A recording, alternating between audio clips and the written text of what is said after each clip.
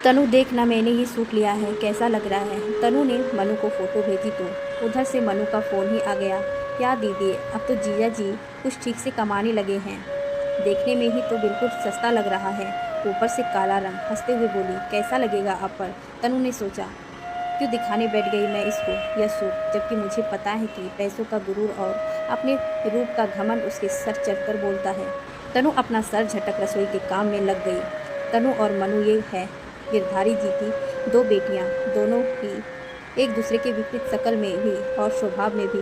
तनु बहुत ही सरल स्वभाव की, साधारण शक्ल सूरत की। मनु का गोरा रंग किसी हीरोइन को मात देती सुंदरता और स्वभाव से अहंकारी गिरधर जी पर ज़्यादा कुछ तो शादी में लगाने के लिए था नहीं। जैसे तैसे अपनी बड़ी बेटी की शादी स्वयं से कर दी, जो बहुत ज़्यादा कमाता तो नहीं था, लेकिन स्वभाव से बहुत अच्छा और संस्कारी था। तनु अपने ससुराल में खुश थी, क्योंकि वह हर स्थिति में संतुष्ट रहना जानती थी। लेकिन मनु की शादी उसकी सुंदरता के कारण बिना किसी लेन देन के एक बड़े अमीर घर में हो गई। लड़का भी सही था। मनु की स्थिति तो ऐसी थी जैसे किसी अंधे के हाथ बटेर लग गई हो।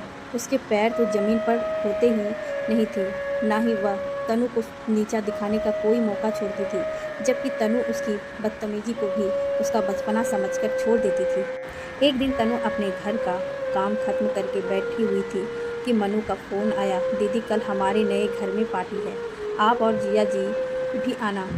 लेकिन देखो दीदी, बुरा मत मानना, अच्छी तरह से आना, क्योंकि यहाँ पर सभी बड़े बड़े लोग होंगे। ठीक है। लेकिन मनु की बातें सुनकर तनु का मन पार्टी में जाने का नहीं था। उसने स्वयं को बताया तो वह बोला, चलो कोई बात नहीं है, तो तुम्हारी छोटी बहन ही है ना, जब उसने बुलाया है तो चलते हैं। तनु और स्वयं अपनी तरफ से अच्छी तरह तैयारी होकर एक गिफ्ट लेकर मनु के घर पहुँचे। घर क्या, कोठी ही थी जो रोशनी से जगमगा रही थी।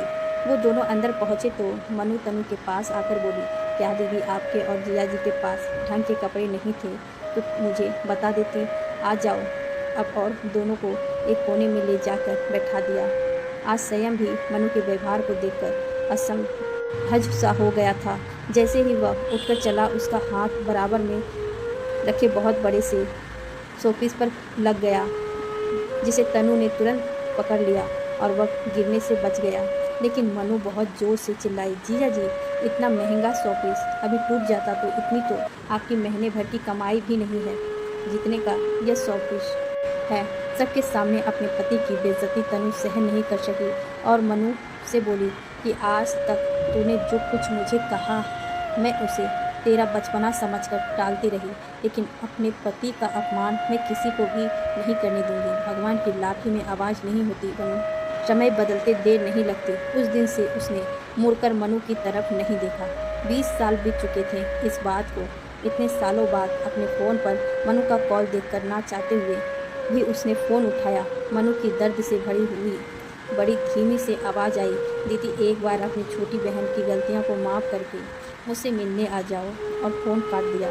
तनु के कानों में उसकी आवाज़ गूंज रही थी। वह सारे गिले शिकवे भुलाकर मनु से मिलने चल दी। वह वहाँ गई जहाँ वहाँ मनु से आखिरी बार मिली थी, लेकिन उस कोठी पर किसी और की नेम प्लेट देखकर उसने वहाँ पता किया तो पता चला कि यह कोठी बिक चुकी है।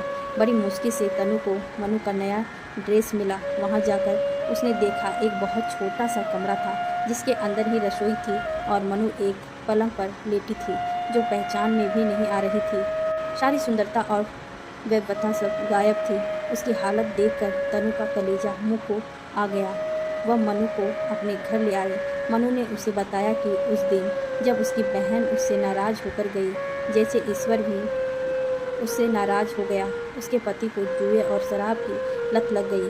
सब कुछ लुटा दिया। उसकी बुरी लत ने न वह माँ बन पाई। उसका पति भी एक दिन जुआ खेलते हुए पकड़ा गया और उसे जेल हो गई। उसे भी टीबी की बीमारी ने जकड़ लिया। वह अकेली पड़ गई थी। तनु की देखभाल और सही ट्रीटमेंट से मनु की हालत में सुधार था।